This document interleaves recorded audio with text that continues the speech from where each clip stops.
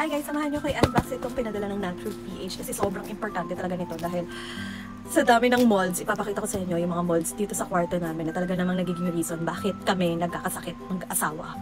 So baka kasi yun din yung reason bakit hindi kayo nawawalan ng sakit. So talagang kumuha ko nitong Dehumidifier from Natural PH. Tingnan natin. Ayun siya. This is it. Oh! Ang dami! We have 1, 2, 3, 4, 5, 6, 7. Ang dami talaga. Ganito. So, marami kaming paglalagyan talaga nito. So, fragrance free kasi ako po ay allergic sa mga fragrance tulad ng pabango. So, bali 10. Pakita namin sa inyo yung mga molds na meron dito. As in, white lang dapat siya. Pero hindi namin malaman bakit biglang nagkaroon ng itim-itim yung black molds. Eh, nililinisan naman namin to. Sa mga reasons bakit nagkakasakit tayo is because of the black molds. Nakakatakot. Let's see what will happen tomorrow kung madedehumidify nga niya ang ating kwarto. Unahin natin.